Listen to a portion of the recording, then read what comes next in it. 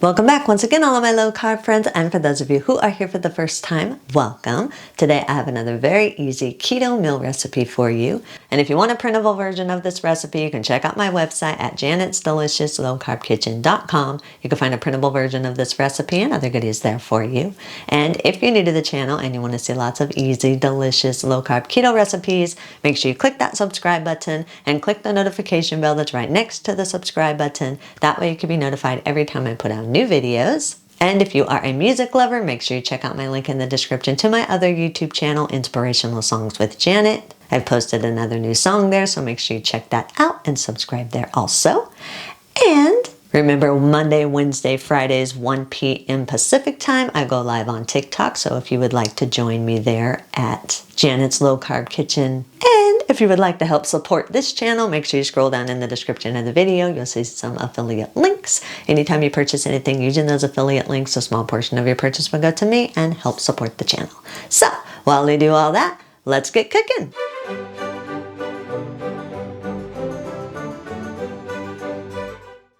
In a medium bowl, combine a half cup of mayonnaise, 1 tablespoon of lemon juice, 1 tablespoon of the W sauce that y'all know I cannot pronounce, Worcestershire sauce, or however you pronounce it, y'all know what I mean. If you want this a little bit more traditional, instead of the W sauce, you can use anchovy paste. I'm not a big anchovy paste fan, so I'm just using the W sauce, so that's up to you whether you want to use the W sauce or anchovy paste. Add 2 tablespoons of the oil of your choice. I'm using avocado oil. You, of course, can use any oil you want. Add 1 tablespoon of room temperature water, a 1/4 teaspoon of garlic powder, a 1/2 teaspoon of ground mustard. If you don't want to use ground mustard, you can use 1 teaspoon of Dijon mustard instead of the ground mustard. Add a 1/4 teaspoon of salt and a 1/4 teaspoon of pepper. Stir everything together until it's fully combined and smooth. Gradually stir in 1 ounce or around 1/3 cup of freshly grated Parmesan cheese.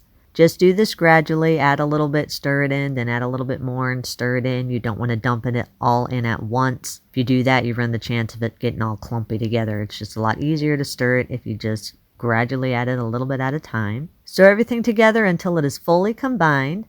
If you need to, you can taste the dressing and adjust any of the seasonings according to your personal taste. I like mine just as it is.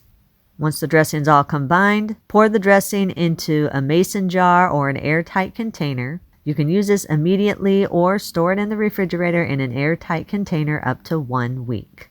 You can use this over salad or in any recipe that requires Caesar dressing.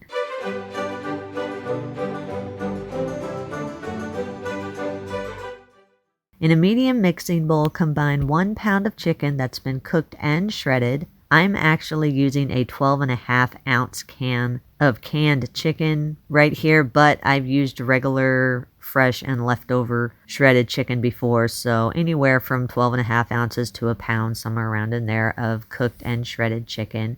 If you do use the canned chicken, make sure that you drain it completely. You do not want any of that nasty water liquid that comes in with canned chicken. Use your fork and make sure that the chicken is completely shredded. Add your desired amount of chopped cucumbers. I'm adding probably roughly around a 1/2 cup of the chopped cucumbers. It all depends on how many you like in there. Add your desired amount of chopped tomatoes. And again, I'm using around a 1/2 cup of chopped tomatoes. And I usually like the Roma tomatoes, but I've also used the tomatoes on the vine, or any tomato works. It's all up to you. Add your desired amount of mini sweet peppers that have been chopped into small pieces. I, again, am using roughly around a 1/2 cup of chopped mini sweet peppers. Add a 1/2 teaspoon of onion powder, a 1/4 teaspoon of garlic powder, and a 1/4 teaspoon of pepper. Stir everything together until it's fully combined. Gradually add your desired amount of your keto Caesar salad dressing.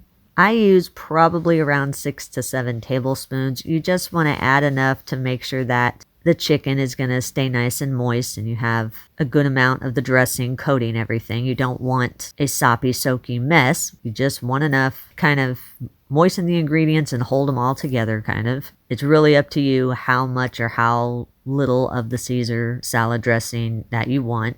Again, like I said, for me, about 6-7 tablespoons, somewhere around in there.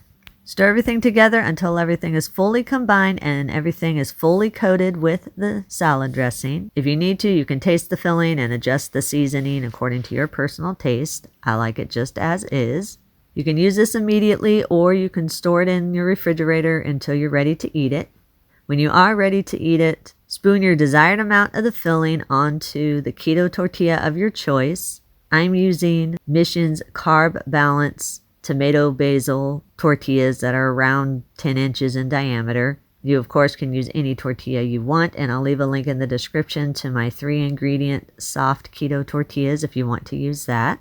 You can leave the filling just like this. You don't have to top it with anything. You can just roll it and eat it, or you can top the filling with any toppings of your choice. I'm using some baby spinach or any leaf that I choose to use, and some sliced cheese. I'm using Colby here, but of course any cheese can be used. I also sometimes top it with some slices of avocado. I didn't here, but I've done it before when I've made it, and it tastes really good that way too.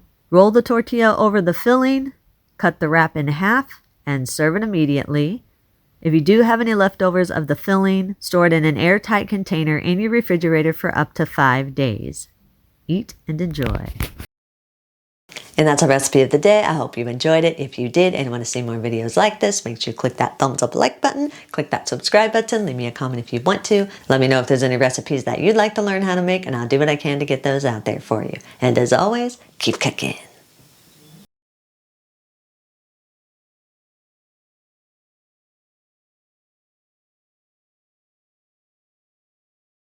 Cut 2 to 4 6 to 8 inch keto tortillas into desired size triangles or strips. Line a large baking sheet with parchment paper and lightly spray the paper with cooking spray. Place the cut tortillas onto your prepared baking sheet and spray or brush both sides of the cut tortillas with the oil of your choice. Sprinkle the tortillas with salt or the desired flavors of choice. Bake at 400 degrees for 4 minutes. Turn and bake for another 2 to 3 minutes more, or until the tortillas are golden and crisp.